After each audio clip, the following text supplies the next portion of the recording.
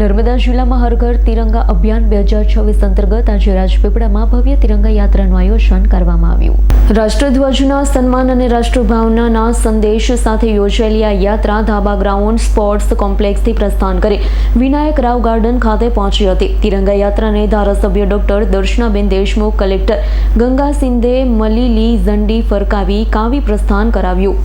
યાત્રામાં અધિકારી, કર્મચારીઓ, વિદ્યાર્થીઓ, યુવાનો, સ્વૈચ્છિક સંસ્થાના પ્રતિનિધિઓ સહિત મોટી સંખ્યામાં નાગરિકો જોડાયા। સમગ્ર રાજપીપળા રાષ્ટ્રભક્તિના રંગે રંગાયું હતું। યાત્રા લોક આકર્ષણનું કેન્દ્ર બની હતી। રાજપીપળાના રાજમાર્ગો દેશભક્તિના ગીતોના વાતાવરણથી ગુંજી ઉઠ્યા હતા।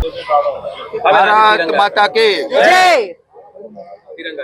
આજે નર્મદા જિલ્લામાં રાજપીપળા ખાતે પણ સ્પોર્ટ્સ મેદાન ઉપરથી તિરંગા યાત્રાનું પ્રસ્થાન કરવામાં આવ્યું છે અને આ તિરંગા યાત્રામાં સર્વે શાળાના વિદ્યાર્થીઓ, કોલેજના વિદ્યાર્થીઓ, સર્વે NGO, ભારતીય જનતા પાર્ટીના સર્વે કાર્યકર્તાઓ અને જિલ્લા વહીવટી તંત્રના સર્વે અધિકારીઓ દ્વારા જ્યારે આ તિરંગા યાત્રાનું પ્રસ્થાન કરવામાં આવ્યું ત્યારે આજના આ પ્રસંગે હું જ્યારે આ તિરંગા યાત્રામાં ઉપસ્થિત રહી ત્યારે મારી સાથે આ જિલ્લાના વહીવટકર્તા અને જિલ્લાના કલેક્ટર શ્રી ગંગાસિંહજી અને સાથે જિલ્લાના સર્વે અધિકારીશ્રીઓ, પૂર્વ ભારતીય જનતા પાર્ટીના અધ્યક્ષ, ડેરી સુગરના ચેરમેન એવા શ્રી ઘનશ્યામભાઈ પટેલજી અને સર્વે કાર્યકર્તાઓ સાથે જ્યારે આ રેલીને પ્રસ્થાન કરવામાં આવ્યું ત્યારે અદ્ભુત રેલીનું આ આયોજન થયું છે અને આ આયોજન દ્વારા જે ભારતીય જનતા પાર્ટીના કાર્યકર્તાઓ પણ જ્યારે ઉપસ્થિત રહ્યા ત્યારે સર્વે લોકોને હું ખૂબ ખૂબ અભિનંદન સાથે શુભકામનાઓ પાઠવું છું।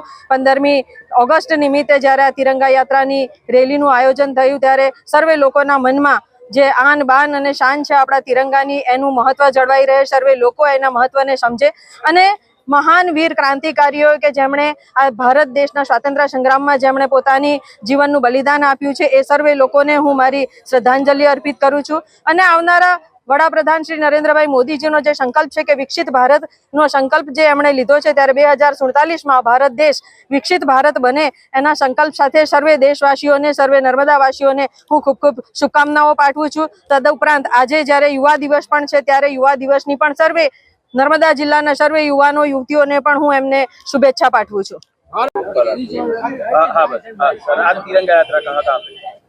નમસ્કાર।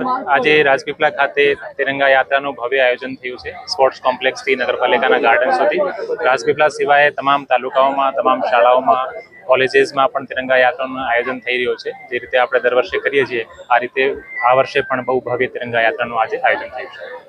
ખાસ કરીને કઈ કઈ જગ્યાએ આપણા તાલુકામાં, દરેક તાલુકામાં કેટલા લોકો અને ખાસ કઈ રીતનો ઉત્સાહ છે? દરેક કોલેજીસ અને સ્કૂલ્સમાં આ વખતે તિરંગા યાત્રાનું બહુ સારું આયોજન થયું છે।